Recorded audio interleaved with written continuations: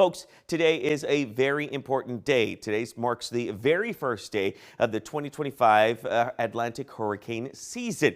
And I wanted to go a bit more in depth and let you know what we can expect and kind of give you a recap of what's been playing out. The Colorado State University released their Atlantic hurricane forecast earlier in the year. They're calling for an above average season, 17 named storms, 9 of those becoming hurricanes and 4 of those becoming major.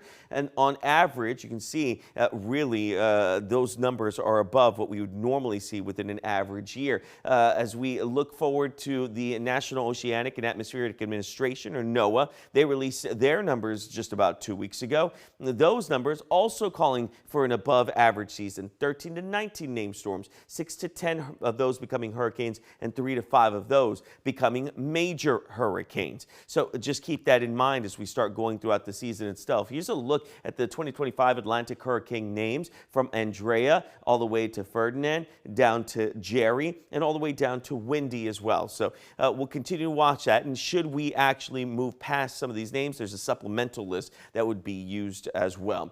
Don't forget that as we move throughout the season, especially as we get from August to September, the chances start to pick up. September 10th looks like it's the peak of hurricane season. And if you want more information on hurricane season, you go to our website, kxan.com. I have an article there waiting just for you.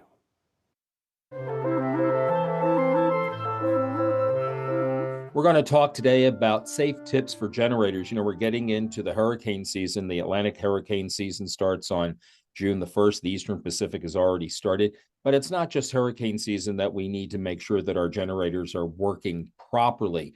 With us today is Chris Kaiser. He is the president of the Outdoor Power Equipment Institute. And Chris, in anticipation of the need for that, what should people do to get prepared? He is planning, right? Get the machine before you need it, run it before you need it, make sure you have fuel on hand. So any power equipment that's recreational use, emergency use, seasonal use, you want to make sure you store it dry. Your experience when you bring it out for season or for an emergency will depend largely on how you put it up. Key for gasoline equipment, run it dry, store it dry, no fuel. Remember, fuel stales today. It has a lot of ethanol in it, 10 to 15%. Means it's hygroscopic. It'll absorb moisture and phase separate over time. So if you know a storm's coming, try to keep fresh fuel on hand. That's key. Is there a specific type of fuel that the generators take? Most everything runs on what's at the pumps. That's E10 or up to E15 in the summer. It's 10% ethanol.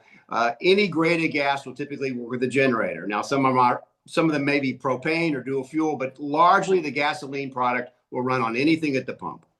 And I saw that there was a recommendation to, and so I want to make sure that I get this right, to install a transfer switch. What is that?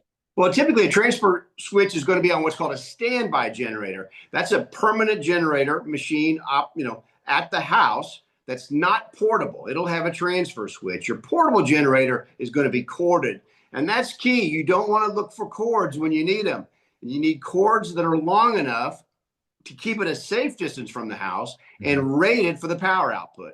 Now, a lot of these machines may look alike. You may be familiar with them, but again, know the machine you've got and follow its manufacturer's guidance on distance from the house and its power rating.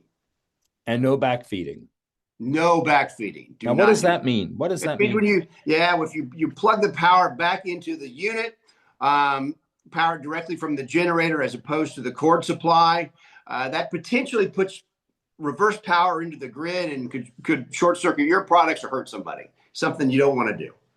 Chris, I appreciate all this valuable information. Chris Kaiser, again, the president of the Outdoor Power Equipment Institute. We'll have a link to our website at kxan.com. Chris, thank you very much. You bet. My pleasure.